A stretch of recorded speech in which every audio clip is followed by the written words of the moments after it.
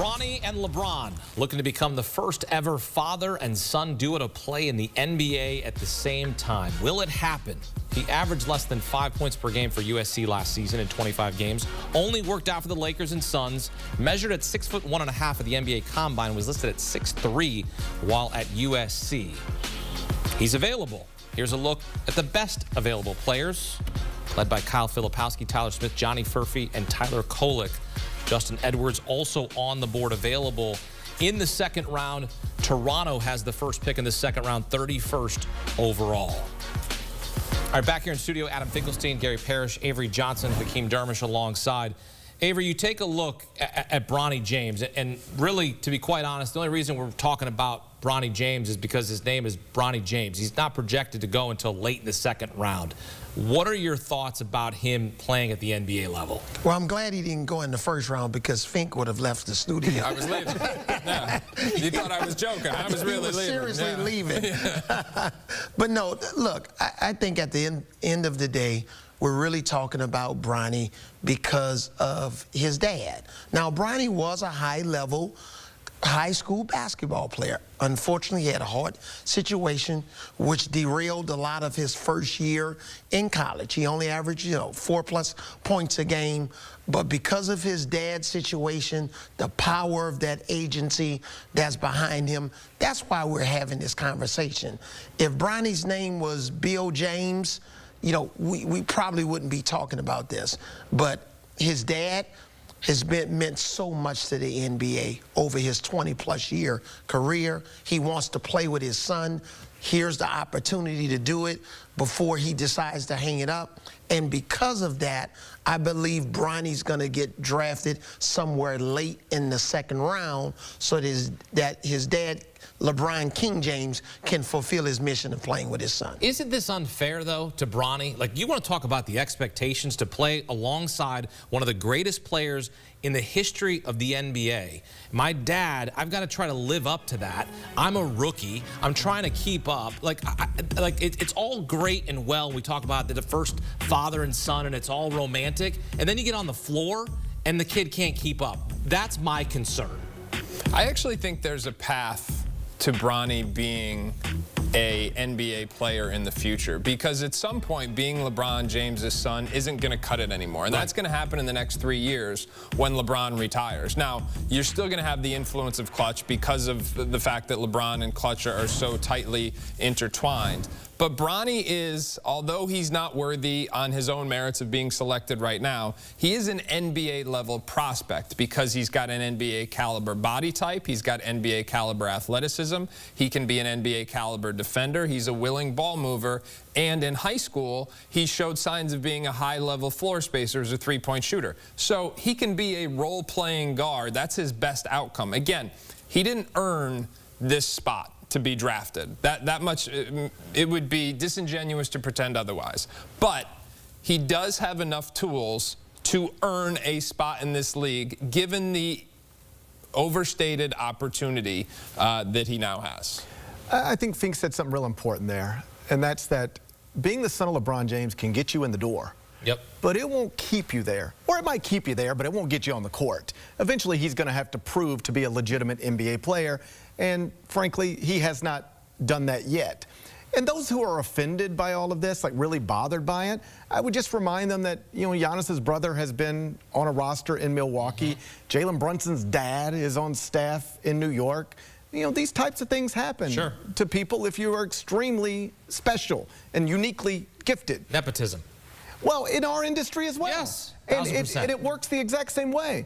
Your father, not yours, but you get the point, being an incredible broadcaster can get you in the door at CBS or ESPN or Fox if you want to be a broadcaster.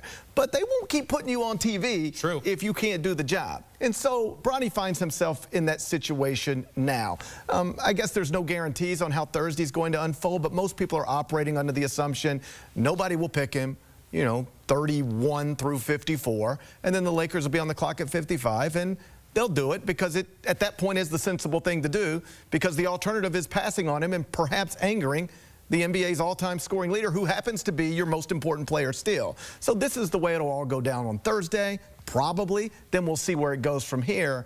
But it is an unusual situation to be here talking, late on a Wednesday night about a prospect who otherwise, wouldn't be in this conversation at all. Projected to go 55th overall to the Lakers. Yeah, here's what I would say. Couple of things that we can say about Bronny. We've never really questioned his character, his work ethic. He's always, from what I've heard, has been coachable. So at the end of the day, I agree with you, Gary. Now that at some point you're going to get in the door, but the rest of those intangibles are going to have to keep you in the door. Well, Bronny James available again, projected to go 55th overall. Best available on the board, headlined by Kyle Filipowski. Toronto's up first. They have the 31st overall selection. Are they running to turn their card in right now to get Kyle Filipowski? What do you expect to happen? I think their phones are ringing, quite frankly. I think this is the enticing part about the two-day break is in previous years, we'd all be sitting here trying to get a coffee to get us through to the 2 a.m. hour. But right now, teams have a chance to recalibrate and go to teams who are up at the top of that second round. Because Kyle Filipowski, this is someone that if he had gone 12, I would have thought 12 was more likely than 31. Almost 7 feet tall. He's an excellent ball handler for his size, an excellent passer. He's got great natural touch, and he's really developed as a shooter over the course of his 2 years at Duke. Now, he had a hip procedure after his freshman year, and by the way, he was arguably the best freshman in college basketball prior to that. And he was a more fluid lateral mover this year. I thought it addressed many of his questions on the defensive end of the floor. So I just don't have a logical explanation for why he didn't go, because when we start talking about plug-and-play guys or players who have a high floor, can come right in and impact an NBA game, I think he's someone you can put on the floor in an NBA game next season. There's a lot of guys who went in that first round who are G League all season next year. You agree, right? You're Yes. in lockstep with Kyle Filipowski as your best available. I mean, again, I live in Memphis, so we talk about the Grizzlies picking 9th a lot. And Kyle Filipowski was a part of those conversations. Perhaps more than Zach Edey was a part of those conversations. So I am surprised to be sitting here late on Wednesday discussing where Kyle Filipowski might go on Thursday, because I thought he would have already, had a hat on way earlier tonight. You got another prospect that you like, best available is who? Yeah, I like Jamal Shead from the University of Houston. Absolutely. This kid was sensational. Arguably the most physical player in the Big 12, even for his size. And I know we've talked about Tyler Kolek, but this kid was unbelievable. Coached really hard by Calvin Sampson. Calvin Sampson knows what a pro looks like. This kid really took to his coaching. I sat in several of their practices. He plays the right way.